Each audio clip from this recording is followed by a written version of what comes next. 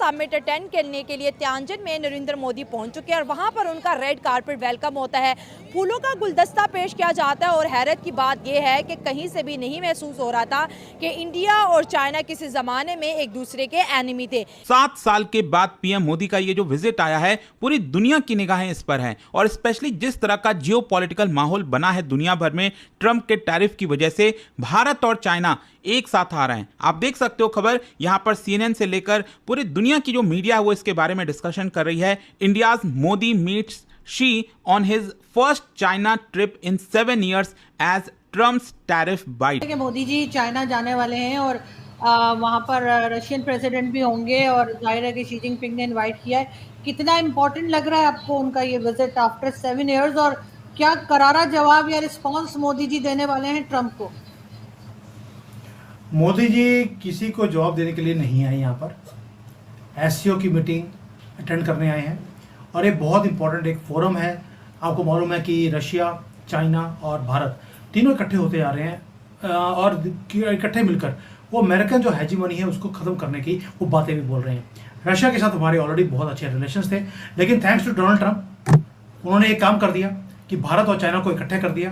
Great grand welcome कहने के उनको मिला है और बहुत अच्छे तरीके से रिसीव किया गया है। और स्पेशली अगर देखा जाए तो इंडिया की बात यहाँ पर ज्यादा बनती है और ज्यादा की भी जाए, बिकॉज जिस तरह से उनको वेलकम मिला है, उनका वंदे मातरम स्पेशली जो म्यूजिकल इंस्ट्रूमेंट्स उन पर बजाते हुए दिखाई दिए हैं। और वहाँ पर कहने के जो उनका इंडियन डायस्पोरा था उसने इतने कमाल से वेलकम किया है, भारत माता की जय के नारे लगते हुए हम लोगों को दिखाई दिए हैं। और साथ में हम लोग बात करेंगे कि भाई 7 साल बाद नरेंद्र मोदी एससीओ की मीटिंग में नजर आ रहे हैं। अगर आप बात करें तो इंडिया और चाइना के इस तरह के दोस्ती नहीं होगी, बट वो इंटरनेशनल लेवल पे और specially business point of view से अगर आप देखें ना, मजबूत होंगे और बहुत आगे जाएंगे।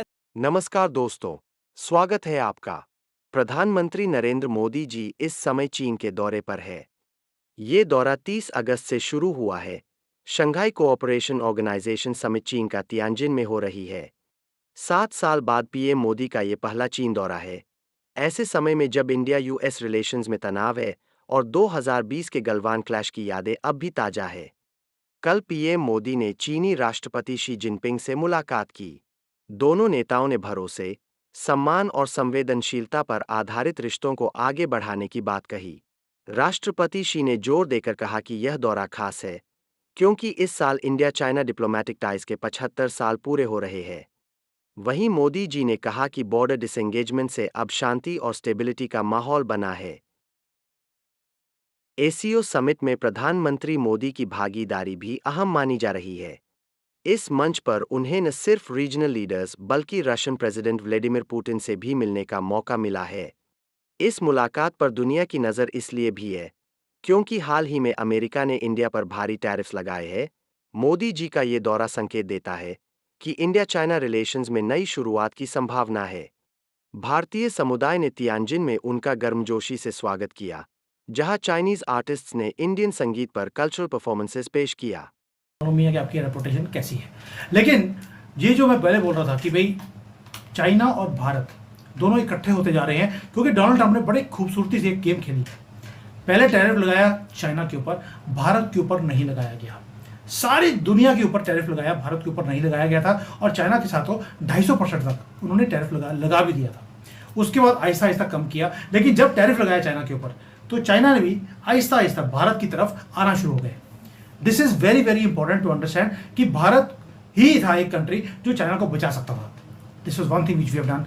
उसके बाद भारत के ऊपर जब टैरिफ की एक तलवार लटकाई तो भारत ने भी चाइना के साथ दोस्ती निभानी शुरू कर दी या दोस्तियां करनी शुरू कर दी। एंड नाउ जो पुरानी एक प्रॉब्लम है चाइना के साथ, हमारी एक ही प्रॉब्लम है या दो प्रॉब्लम्स है। एक ट्रेड डेफिसिट की है, दूसरा बॉर्डर की है। बॉर्डर को भी वो सॉल्व करने को तैयार है अगर भारत अपनी कंट्री की मार्केट खोल देगा। पिछले 5-6 सालों से हमने हर चीज़ को बैन किया हुआ है चाइना से, हम आने ही नहीं देते। तो दोनों चीज़ों के ऊपर बात हो गई है, दोनों चीज़ें हो भी रही हैं और मोदी जी यहाँ पर आ रहे हैं।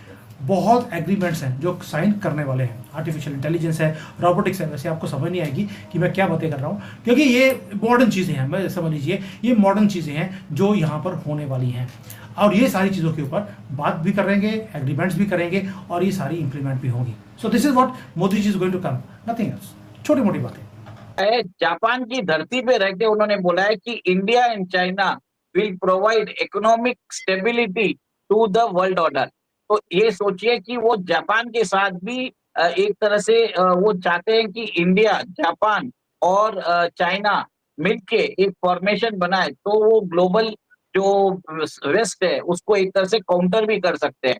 क्योंकि इंडिया और चाइना की जो प्रॉब्लम्स है बहुत कॉमन है कि देखिए हम भी एनर्जी इंपोर्ट करते हैं, हम अपना क्रूड ऑयल इंपोर्ट करते हैं, चाइना भी वही इंपोर्ट करता है।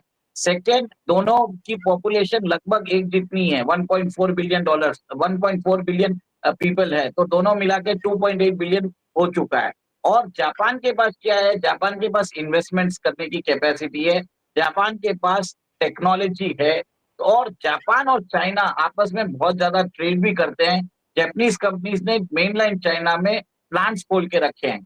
इससे अब भारत क्या देख रहा है कि इन दोनों के बीच में भी अगर फ्रिक्शन कम करवा दे और भारत अपने आप को पोजीशन कर दे, तो इसमें भारत को ही फायदा है। देखिए, कल जो हमारी जो जापान के साथ जो डील हुई है, आप वो देखिए कि सबसे पहले इंडिया की जो स्पेस एजेंसी है इसरो और जापान की स्पेस एजेंसी से हमने करार किया कि चंद्रयान के लिए वो हमको हेल्प करने वाले हैं। India NSA and Japanese NSA की मीटिंग रेगुलरली होने वाली है। मैरीटाइम एक्सरसाइज के ऊपर बात की हुई है। बुलेट ट्रेन जो उनकी जो मोदी जी आज गए थे, शिनकानसेन, उसको भी भारत में बनाया जाएगा।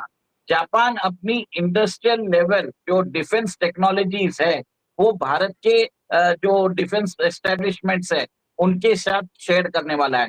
मैरीटाइम एक्सरसाइज बढ़ने वाले हैं, लॉजिस्टिक्स एग्रीमेंट होगा, कम्युनिकेशन एग्रीमेंट होगा, इंटेलिजेंस शेयरिंग एग्रीमेंट होगा। इससे क्या देख रहे हैं कि जापान एक तरह से भारत के साथ कॉम्प्रिहेंसिव स्ट्रेटेजिक पार्टनरशिप चाहता है। देखिए, उन्होंने बोल तो दिया है कि हमने 70 बिलियन डॉलर्स हम इन्वेस्ट करने वाले हैं, और वहीं पे जापान का कल ट्रेड रिप्रेजेंटेटिव जो थे वो अमेरिका जाने वाले थे, वहां पे 550 बिलियन डॉलर वो इन्वेस्ट करने वाले थे, वो भी उन्होंने स्क्रैप कर दिया है।